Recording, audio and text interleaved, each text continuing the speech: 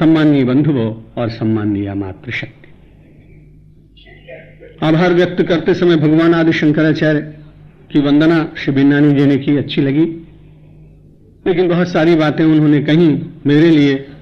तो ये स्वाभाविक बात है कि जब किसी को आप बुलाते हैं और फिर से दोबारा बुलाने की इच्छा रहती है तो उसको प्रशंसा की चाशनी में आप बांधने की चेष्टा करते हैं। और ये हमारे देश की परंपरा भी है, शिष्टाचार भी है, लेकिन मैं अच्छी तरह से जानता हूं कि मैं किस भूमि पर खड़ा हूं और मेरी कितनी योग्यता है और मेरा कितना अधिकार है। भगवान आदि शंकराचार्य के चरण चिन्हों पर चलकर अपने जीवन को धन्य बनाने की मैं चेष्टा कर सकूं।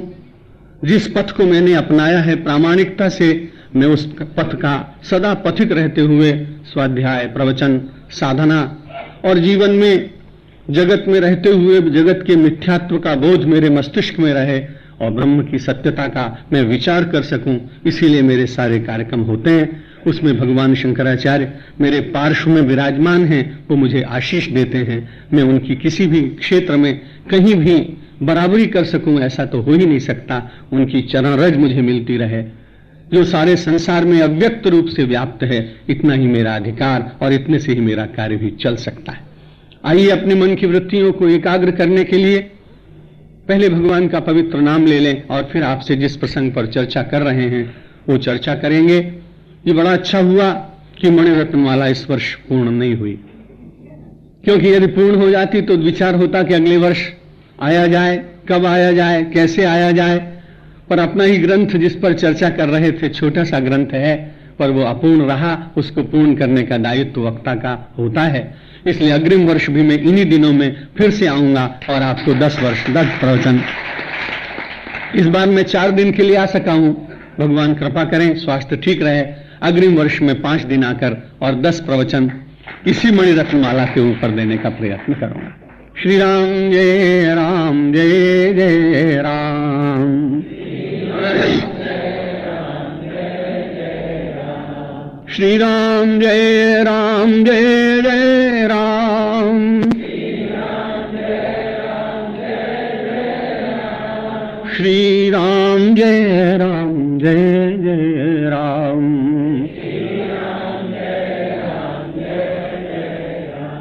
श्री राम जय राम, जय जय राम। श्री राम जय राम, जय जय राम।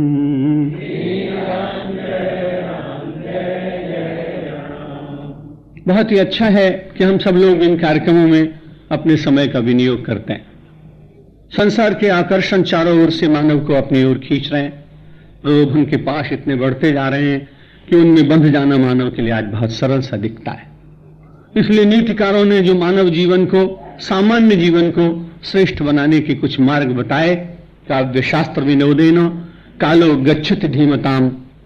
जो बुद्धिमान लोग हैं उनका समय कैसे पूर्ण किया जाता है, ये संदेश बहुत पहले से इस देश में महापुरुषों ने मुझे और आपको दिया है।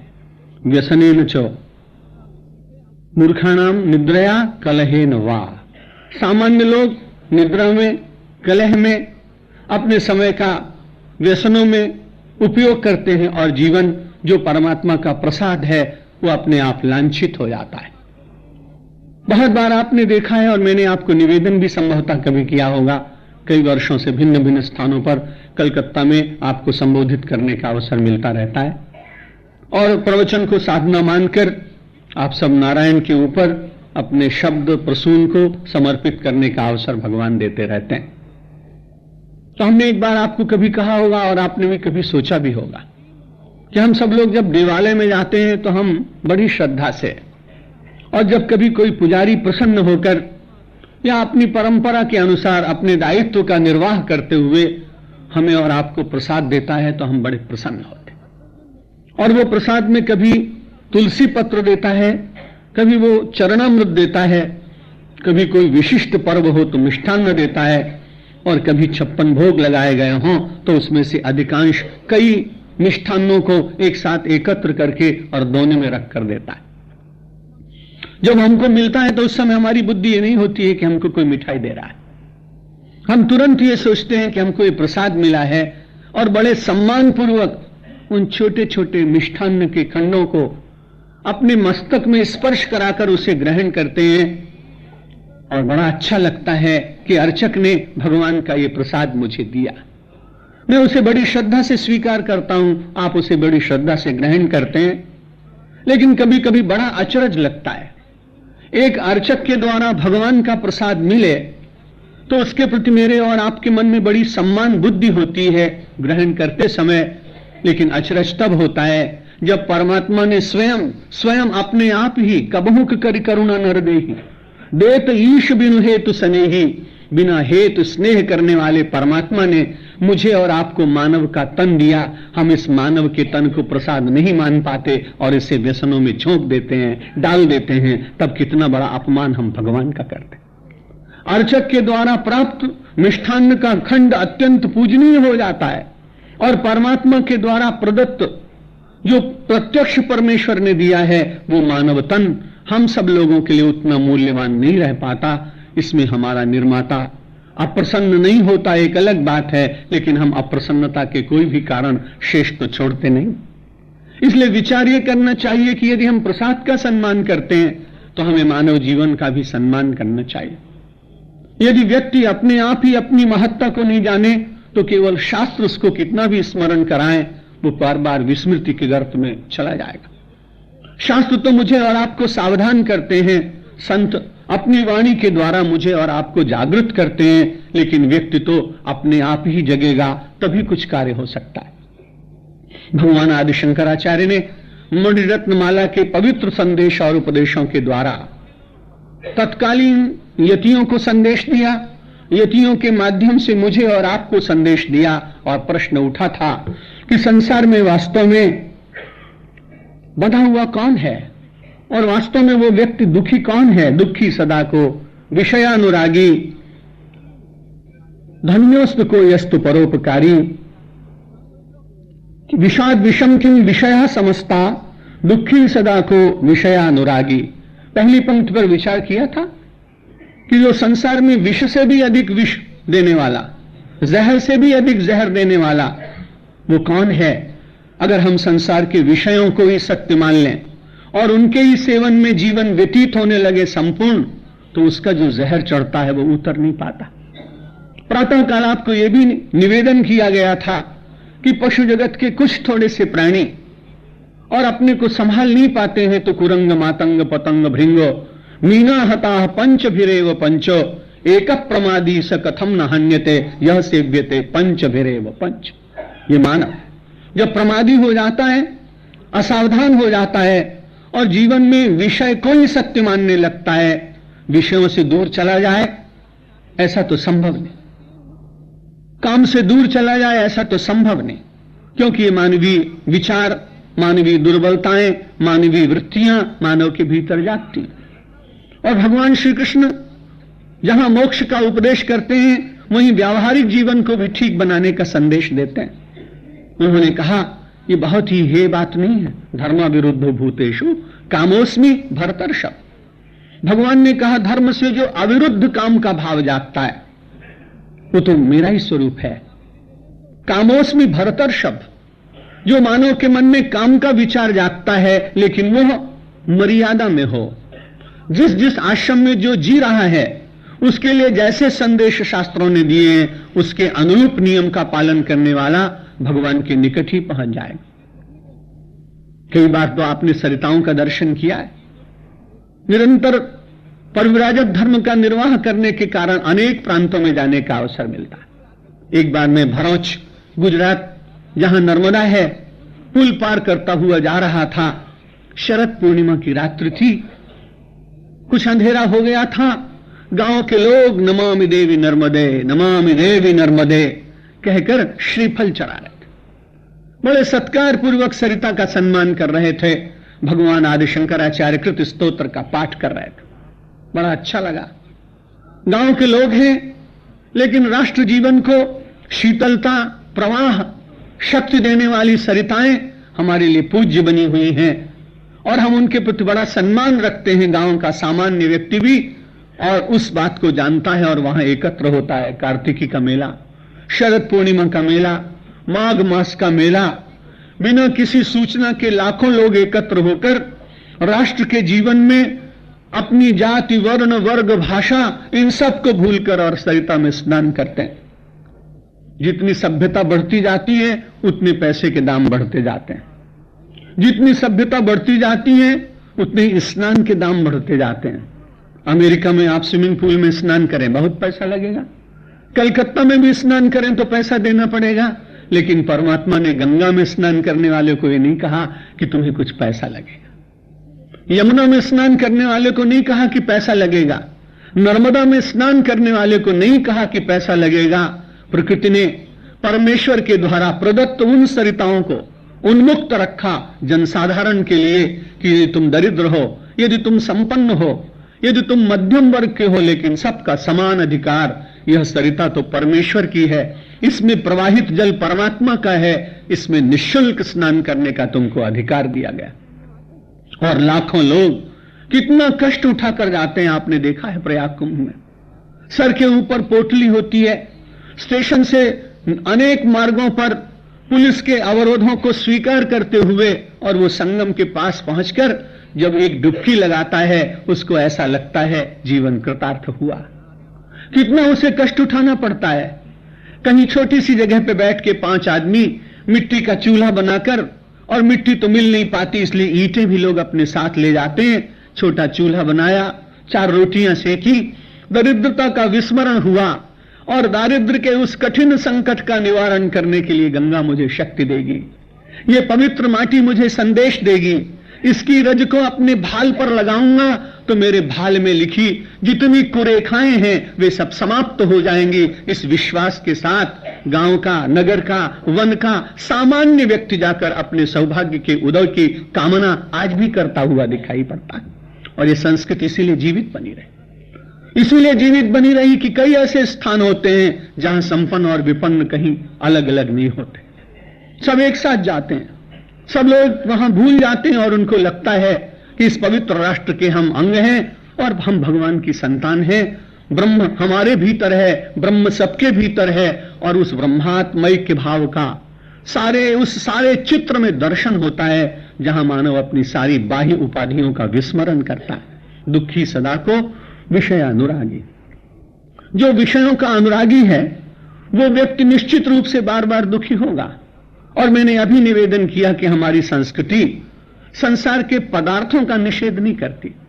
पदार्थों के साथ जो मानव की आसक्ति हो जाती है उस आसक्ति का निषेध करती है। यदि आसक्ति से मानव बचकर संसार के पदार्थों का सेवन कर सके तो उसके लिए कोई कठिनाई उपस्थित नहीं होती। प्रातःकाल मैंने राजर्षि जनक का आपको उदाहरण दिया था। ऐसे बहुत लोग इस बंगाल की धरती पर भी हुए। मुझे स्वामी विवेकानंद जी महाराज के गुरु भाई डॉक्टर नाग महाशय का स्मरण हो आता है। बड़े अच्छे उस समय के चिकित्सक थे। ठाकुर के साथ रहने के कारण जो दिव्य दृष्टि प्राप्त हुई थी, एक दिन जा रहे थे किसी की चिकित्सा करने के लिए। जब मानव आध्यात्मिक हो जाता है तो उसकी वृत्ति कैसी बदल जाती है, दर्शनीय। जा रहे थे तो मार्ग में एक छोटा सा विपन्न व्यक्ति और अपने घर के ऊपर मिट्टी की खपरेल रख रहा था। उसको लग रहा था कि 2-4 दिन के बाद पावस के मेघ गरजेंगे, वर्षा होगी और मेरा ये घर कहीं गिर न जाए, इसलिए पहले से मुझे तैयारी करनी चाहिए। संयोग की बात, जिस मजदूर को उसने मदद करने के लिए बुलाया था वो नहीं आया। उस गरीब आदमी को पता नहीं है कि आदमी कौन है। उसने उनसे निवेदन किया, यदि सायंकाल तक मेरे घर के ऊपर ये खप्पर न रखे गए, नालियां न रखी गई मिट्टी की, तो मुझे डर है कि कल वर्षा में मेरा ये घर गिर जाएगा। तुम मेरी मदद करोगे क्या? मैंने एक बुलाया था साथी, उसको कुछ पारिश्रमिक भी मैं देने वाला था, लेकिन वो आ नहीं पाया। आप मेरी मदद करेंगे तो सायंकाल कुछ पारिश्रमिक जो उसको देना है मैं उसे आपको दे दूंगा। उन्होंने विचार किया कि सचमुच जो व्यक्ति अस्वस्थ है उसको तो मैं सायंकाल भी जाकर यदि औषधि दूंगा तो वो ठीक हो सकेगा, लेकिन यदि सचमुच वर्षा हुई तो इसके घर की जितनी थोड़ी सी वस्तुएं हैं सब भीग जाएंगी और ये बड़े संकट में पड़ेगा। अपना बिना परिचय देते हुए और वे छत के ऊपर चढ़कर ये मिट्टी की नाल फेंकता है, वो लगाते जा रहे हैं। उधर से एक व्यक्ति निकला, उसने देखा, अरे ये तो डॉक्टर नाग महाशय। उसने प्रणाम किया। उन्होंने कहा, अरे चिकित्सा के स्थान पर ये श्रमिक, और ये काम तो आपको करना आता नहीं। उन्होंने कहा, काम करना तो नहीं आता है, लेकिन इस व्यक्ति ने पहले मुझे थोड़ी सी ट्रेनिंग दी और ये बताया कि कैसे लगाना है। थोड़ी देर के बाद मैं सीख गया। जब उन्होंने कहा, डॉक्टर नाग महाशय, तो वो गरीब आदमी बड़ा सा कुछ आया और उसने कहा, मैंने तो आपके साथ बड़ा अनर्थ किया है, मुझसे बड़ी भूल हुई है। उन्होंने कहा, नहीं, आज मैंने बहुत जो सुना था उसे चरितार्थ करने का थोड़ा सा तूने मुझे अवसर दिया। मेरे ठाकुर मुझे रोज कहते थे, प्रत्येक के भीतर नारायण का दर्शन करना। आज एक नारायण ने दूसरे नारायण की सहायता मांगी, यदि मैं आगे चला जाता तो नारायण का बड़ा अपमान होता। मुझे पूजा का तूने अवसर दिया है, मैं तुझे बहुत धन्यवाद देता हूं। जब मानव अपने संसार के क्षुद्र स्वार्थों से, वैषयिक वृत्ति से ऊपर उठ जाता है तो उसे विश्व में सेवा करने के बहुत अवसर मिलते हैं। और उन सब के भीतर भगवान का दर्शन करते हुए मानव अपनी अंतरात्मा में बैठे हुए परमात्मा के बोध को प्राप्त कर सकता है। हम सब बहुत श्रवण करते हैं, भाग्यशाली। आप में से जो लोग मनन करते हैं वो बहुत ही भाग्यशाली। जिनके जीवन में निदिध्यासन है वे तो समाज के अग्रगण्य लोग हैं और वे तो प्रकाश के स्तंभ बन जाते हैं। भगवान आदि शंकराचार्य ने कहा, जगत में रहिए लेकिन विषयों के साथ में अनुराग न हो, विषयों के साथ में राग न हो। राग टूटे, अनुराग बढ़े। अनुराग किसके साथ हो सकता है? अनुराग होता है भगवान के साथ में। जब अनुराग भगवान के साथ में होता है तो एक बड़ी अच्छी बात है। यदि परमात्मा के साथ अनुराग हो जाए और परमात्मा अपना हो जाए, है तो अपना लेकिन हमारी निष्ठा हो जाए तो वो छोड़ के जाता नहीं। वैसे भी कभी छोड़ता नहीं, लेकिन हमारी तो प्रतीति ऐसी रहती है कि भगवान कभी आते हैं और भगवान कभी जाते हैं। मैंने एक बार वृंदावन में पूज्य स्वामी जी महाराज के प्रवचन में सुना। अखंडानंद जी महाराज हम सभी लोग उनको बहुत ही श्रद्धेय पूज्य मानते थे। उन्होंने अपने जीवन का एक संस्मरण सुनाया कि वो सौराष्ट्र में कई लोग उनको भावनगर में बुलाते थे, दूसरे स्थान पे बुलाते थे। स्वामी जी ने कहा कि मैंने एक दिन देखा कि बाजार में एक आदमी चूड़ा बना रहा है जो माताएं पहनती, लाख के चूड़े।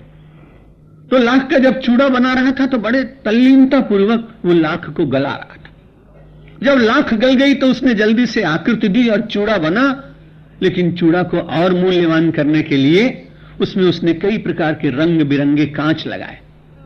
जब कांच लगाए तो बड़ा सुंदर लगने लगा, और जब सुंदर लगने लगा तो उसकी कीमत भी बढ़ गई। स्वामी जी महाराज ने कहा कि उस बनाने वाले से मैंने पूछा कि तुम्हारा ये चूड़ा बड़ा अच्छा लगता है, महिलाएं इसको खरीदेंगी भी, लेकिन तुमने जो इसमें कांच लगाए हैं ये कितने दिन तक रहेंगे?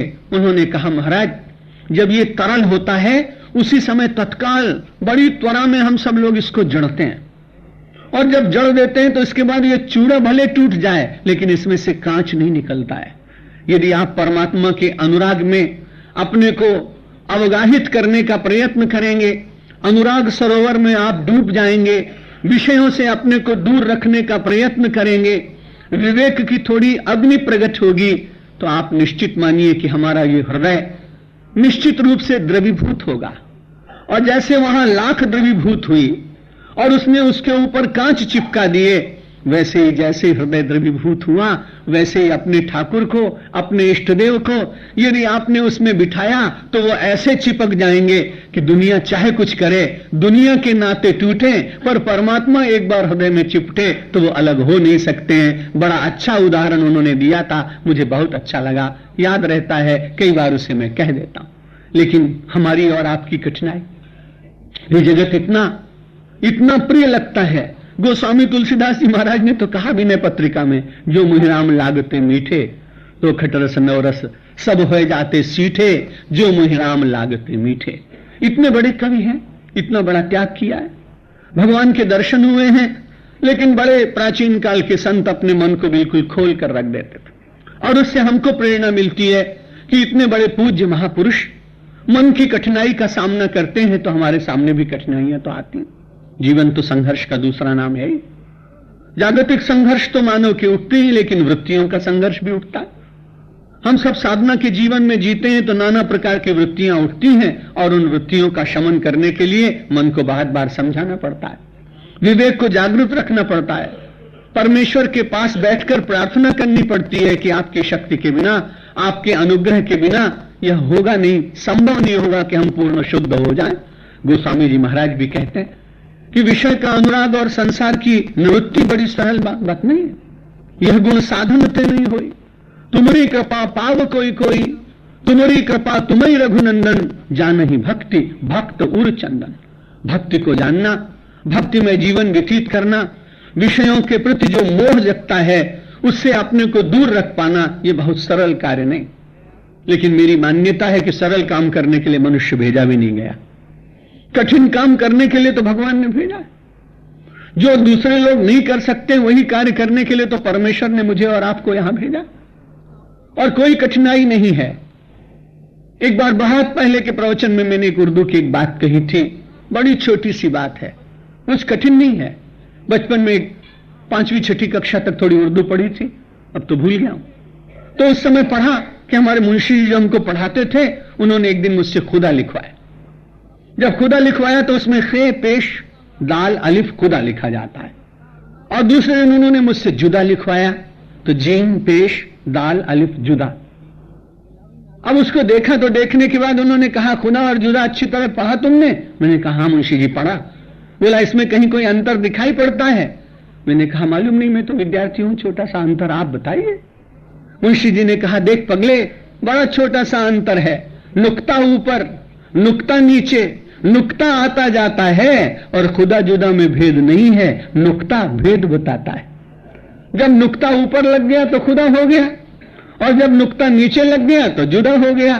भाई हमें और आप और जितने लोग विराजमान हैं, हमारे यहां जब ईश्वर और जीव की एकता की बात कही जाती है तो केवल वो माया का और विषय के अनुराग का ही तो नुक्ता है।